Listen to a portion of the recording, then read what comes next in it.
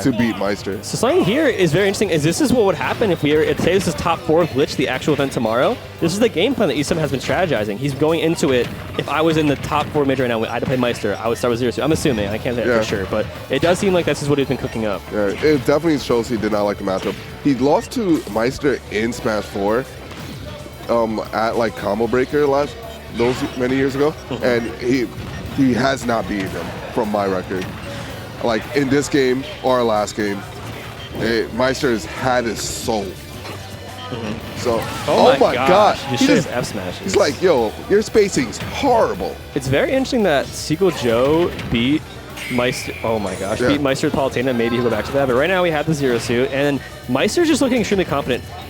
Game Watch a character that's very good at playing defensively. So you know when Maister's playing aggressively like this, clicking all these buttons, that he's very comfortable. Because Game Watch excels at playing somewhat, defensive, a little bit patient. But he's just running in there, showing like, I know I'm going to win. Like either he knows the matchup well, maybe doesn't think that ESAM's Zero Suit has polish. I'm not sure, but he's just not stopping. This is just the comfort zone for him. Because remember, you got to think about it. Everybody's switching their characters to beat Maister. So Maister is like the Hungry Box effect. He's like almost the only one playing that character. So at this point, that he will have more matchup experience than all the other people. And like, that fair just takes the get-up attack right there.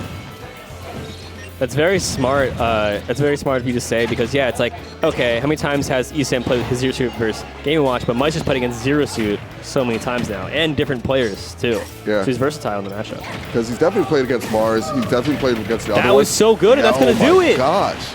Very, very good stuff from ESAM to find an opening without to even it up after such a strong showing. I mean, the mental game, the confidence, he's doing neutral more, he had better conversions. Maister was doing everything right, and then just one foot kick.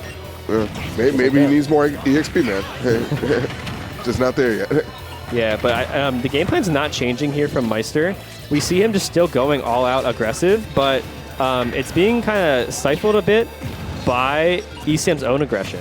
So it's not they're both trying to just scrap it out, but ESAM's finding his footing in this kind of battle. Yeah. Oh, nice Phantom Footstool to get out that situation. That's down tilt? Not quite yet. Yeah. Oh, very, very good awareness to know that that was a back air. Covered most things. Yeah, step back, come on. His shield's gonna break! Oh my god. That was so good from Maister. Oh my gosh, and the one time he doesn't up B, that was gonna cross him up and he wanted to get the grab. Yeah, I actually thought he was just gonna up smash out of shield, and he can't get a grab right there because of the fair.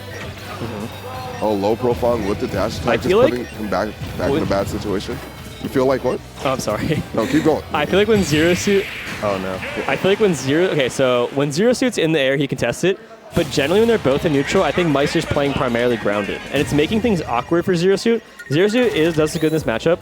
But Maister staying very close to the ground kind of eliminates some of the options because these things will go... A lot of the options will go over his head. You can't anti-air Maister because he's not going in the air. Yeah. So... Oh, and he's just going to go straight back to Pikachu. I think he learned what he wanted to learn. So it felt like a test run. And it didn't do that bad to warrant the switch, but I think he figured out the game plan he wanted right now, and now he's just going to the Pikachu. I just feel like, I feel like the game plan was there from ESAM, but it just, Maister's mastery of Game & Watch was just... If it kept happening, I feel like overall his game was just so much more polished that it was trying to be a similar scenario. So he's going to go with the character he's played his time into. Yeah, and he's kind of getting percent tacked onto him. 69%, magic number though. So this is a very brutal matchup, but let's not forget that ESAM does also have a game plan in this matchup versus Game Watch. Before he even tried switching characters, he's tried to stick it out in this matchup with Pikachu. Hasn't panned out in the past, but. There are plans in place. Let's see if he's changed anything with his Pikachu game plan specifically. Yeah, Pikachu is busted. That was extremely daring. If Maister released his up smash slightly earlier, it actually would have killed him because he would have had the armor. But since he was a little bit slow, the quick attack actually made it through. Yeah, and I'm expecting to see like a chair. Okay, Dare taking it right there, and by almost anything, up tilt or down tilt. Or even down smash 9. I like all the experience that ESAM has with Pikachu, obviously being the best Pikachu in the world. But in terms of the matchup specifically, it just seems like a lot of Pikachu's options are limited compared to Game & Watch. Because Maister's using a plethora of different moves. It's not like he's like leaving some out. He's able to mix it up.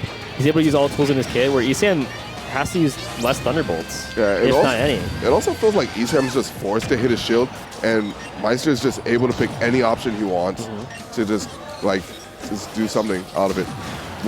I thought we were gonna see another up B right there. Yeah. But ESAM's just giving Maister so much respect. ESAM's also doing a lot of forward smashes. I'm gonna go ahead and think one of the reasons why is, besides it kills really early, and it's kind of safe if you're far away, is that it makes it he can't get up B'd out of shield, right? Yeah. That almost kill it. He doesn't have to commit as hard onto Maister's shield. But in general, S-Smash isn't a move you can just throw out neutral that much. Like, yeah, it may be safe in that scenario where you can't get up B'd, but if Maister just does run up shield or is just close to you, it's not safe on shield. Yeah. Close. So just traditional Smash, like you can't just throw out that so much. He's already been punished for it a few times. Because Maister just knows, okay, I can't shield this distance. I can't up B here. I'll just play normally then. So I think that the fishbowl he tries to do on the ledge is he actually wants to get it in reverse. I think if he goes it facing the ledge, they fall out of it. Yeah. But if he does it in reverse, they actually get hit away. Oh, that's crazy. So very innovative from Maister. So some brand new Game Watch tech right there. Yeah, I mean Maister's just the pioneer of this character, so the more and more we're gonna be seeing from him that's new. Yeah. And he's died both times to the key. Yeah, he died to one landing key, and this one he just tried to attack from below and couldn't shark well enough, and now he just died from that. And not getting the full combo, Maister. Great SDI, I believe that was from ESAM. You can SDI out of those fish bowls to get less of a combo. Wow. Okay, sorry. Yeah. Anyways, a lot of people don't know that Pikachu's moves actually aren't safe on shield. Like his nair and his forward stuff up close. Like you saw earlier, he naired him and then got grabbed for it. So the reason why they are safe on shield on most characters is because you can cross the way behind them, you can fair distance and drift away, making them traditionally not safe on shield. But since he can't even use these Thunderbolts to find these openings, we see Maister's ready to just grab him straight up if he does the neutral air in front of his face. And if he crosses up the neutral air to be behind him, then he can up B out of shield. Oh, that's good. That's good, yeah. That's game, set, match. So we'll have ESAM eliminated, I believe, is that 7th? That's 7th, I believe.